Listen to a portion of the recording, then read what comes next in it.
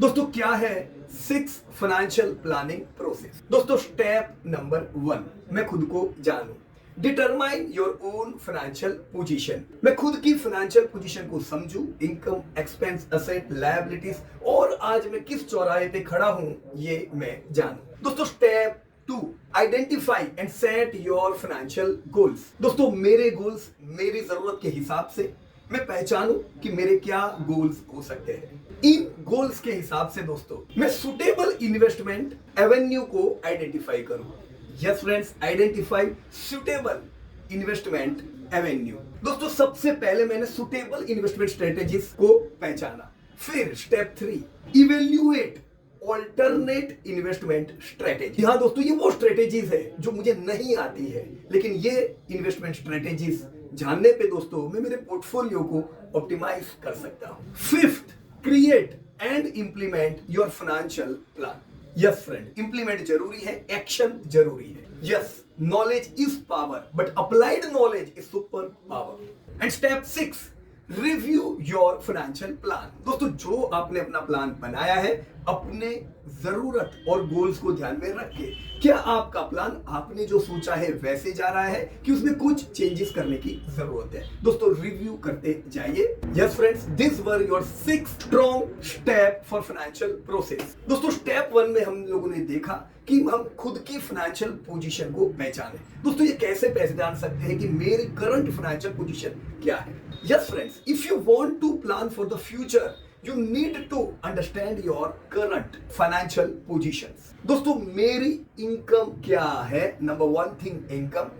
मेरे एक्सपेंसेस क्या है? Income, expense. इस इनकम और एक्सपेंसेस से मैंने मेरी एसेट्स क्या क्रिएट की है और मैंने मेरी लायबिलिटीज क्या क्रिएट की है। दोस्तों वो कौन सी चीजें हैं जो मेरे आज काम करना बंद कर देने के बावजूद भी मेरे बैंक में इनकम देती जाएगी? वो कौन सी एसेट्स है? वो कौन सी लायबिलिटी है दोस्तों जहां पे मैं काम करना बंद भी कर दूं पर मुझे पेमेंट तो देना ही पड़ेगा month on month, year on year. So differentiate assets and liability. दोस्तों मेरी नेटवर्थ इसी से पता चलती है। What is my net worth? It's simple, assets minus liabilities is equal to net worth. So there is a very simple formula to increase net worth.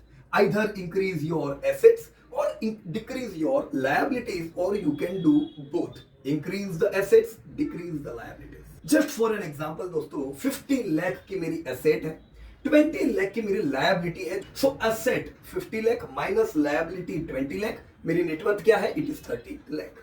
जी हाँ दोस्तों, यही नेटवर्थ मेरी कैपेसिटी बताती है कि मैं कितना जल्दी मेरे फाइनेंशियल गोल्स को अचीव कर सकता हूँ, जैसे buying a home, buying a car, paying for university education, future medical expenses और माय रिटायरमेंट। दोस्तों मैंने नेक्स्ट स्टेप में आपको बताया था कि भी अपने फाइनेंशियल गोल्स डेवलप कीजिए। सो what is develop your financial goals? दोस्तों मेरे फाइनेंशियल गोल्स हो सकते हैं अलग अलग। मैं हो सकता है ये चाहता हूं कि मैं मेरी एसेट्स को इतनी अक्वायर करूं कि कल मैं हर चीज इन एसेट्स से खरीद सकूं, ये एसेट्स मुझे इनकम देते जाए। दोस्तों मेरे गोल हो सकता है कि मैं इमरजेंसी के लिए सेव करना चाहता हूं, कहीं कोई कठिन समय आ गया तो उस समय मुझे पैसे की जरूरत ना पड़े, और पड़े तो एसेट काम लगे। या हो सकता है मैं एसेट क्रिएट करना चाहता हूं फाइनेंशियल सिक्योरिटी पाने के लिए। दोस्तों एक इंडिविजुअल के फाइनेंशियल गोल कैसे हो सकते हैं? एक तो दोस्तों बिल्कुल बेसिक फाइनेंशियल गोल्स हो सकते हैं, जैसे फूड, क्लोथिंग, शेल्टर एक्सेट्रा। दोस्तों बी, जिसे हम सेकेंडरी और एडवांस गोल्स कहते हैं, जैसे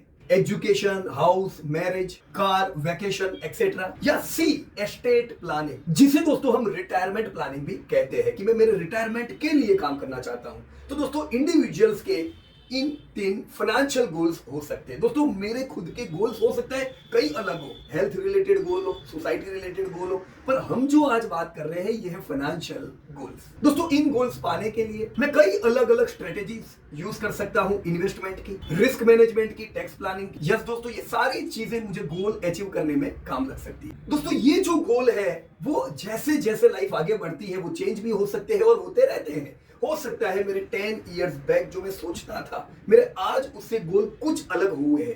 क्यों? मेरे लाइफ लर्निंग्स के कारण दोस्तों। तो इसीलिए जो गोल्स है उसको रिव्यू करते जाए कि क्या उसमें कुछ चेंजेस की जरूरत है या उसके लिए कोई प्रॉपर स्ट्रेटेजी को चेंज करने की जरूरत है, राइट। तो अपने गोल्स को रेगुलरली रिव्यू करना जरूरी है और मॉडिफाई करना जरूरी है एज पर सर्कमस्टेंसेस। दोस्तों वेल्थ जो है वो ओवरनाइट बिल्ड नहीं होती है, हमें इसके लिए स्पेसिफिक फाइनेंशियल गोल सेट करना होता है। दोस्तों एक अच्छा फाइनेंशियल गोल स्मार्ट होना चाहिए, SMART। दोस्तों S starts for specific, goal specific होना चाहिए। So specific means you need to know exactly what you want to achieve and when you want to achieve. दोस्तों स्पेसिफिक गोल में incorrect approach क्या हो सकता है? मुझे अगले साल कोई अच्छा फैमिली वेकेशन मनाना है, मैं उसके लिए कुछ रुपए बाजू में रखूंगा। दोस्तों इसी को मैं राइट अप्रोच में कैसे कन्वर्ट कर सकता हूं कि मुझे अगले साल मालदीव्स घूमने जाना है, मालदीव्स कैंसल, लक्षद्वीप, मुझे अगले साल लक्षद्वीप घूमने जाना है, मुझे 1 लाख रुपए चाहिए, ये लाख रुपए मैं सेव करूंगा specially for my vacation. This is specific goal. M for smart में जो एम है, M start for measurable. So what is measurable? दोस्तों गोल मेजरेबल होना चाहिए जिससे मुझे पता चले कि मुझे ये कब अचीव करना है, व्हेन। इसी व्हेन का इनएप्रोप्रिएट, इनकरेक्ट अप्रोच क्या हो सकता है? मैं जल्द ही मेरे क्रेडिट कार्ड की सब डेट खत्म कर दूंगा। दोस्तों इसी का करेक्ट अप्रोच क्या हो सकता है? आने वाले 6 महीने में दोस्तों मैं मेरी क्रेडिट कार्ड का सारा पेमेंट क्लियर कर दूंगा, राइट। तो हमने स्पेसिफिक गोल देखा, मेजरेबल गोल देखा। मैं बस में बैठा, कंडक्टर ने पूछा कहां जाना है, मैं बोलता हूं कहीं भी ले चलो, स्पेसिफिक नहीं है। अगर मैंने बोला मुझे बंबई जाना है, वो बोलेगा, आपने पूछा कब पहुंचाओगे, वो बोलेगा बैठे रहो कभी भी पहुंचा देंगे, 1 महीना 3 महीना। मेजरेबल है, मेजरेबल होना चाहिए कि यस 8 घंटे में आप मुंबई पहुंच जाओगे, राइट।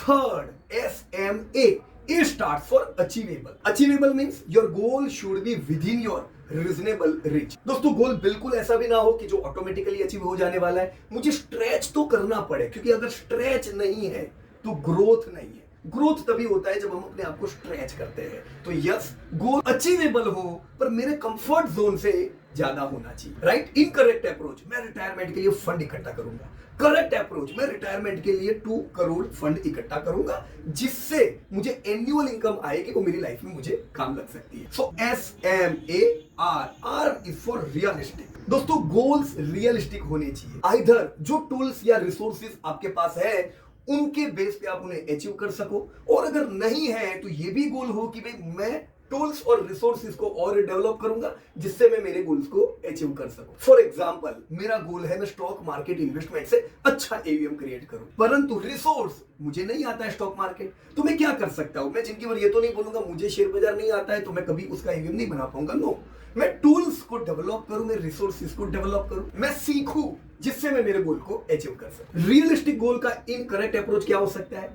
मैं सेव करके मिलियनर बनूंगा, सिर्फ सेव करके होगा नहीं, मुझे इन्वेस्ट भी करना पड़ेगा। मैं दोस्तों ओवरनाइट रिटर्न को एक्सपेक्ट करूंगा, मुझे हर महीने 20-25% रिटर्न मिले। दोस्तों रियलिस्टिक नहीं है। करेक्ट अप्रोच क्या हो सकता है? मुझे इकोनॉमी जो ग्रोथ करे उससे 1.5 या 2x रिटर्न मिले। दोस्तों last T is for time bound. दोस्तों हर गोल की एक तारीख होनी चाहिए। दोस्तों गोल पे जब तारीख लगती है तो आपको भी पता रहता है कि मुझे कितना समय और है ये गोल तक पहुंचने में, और ये गोल पे जब आप पहुंच जाते हो आप नेक्स्ट गोल भी सेट कर पाते हो। इसी का दोस्तों इनकरेक्ट अप्रोच क्या है?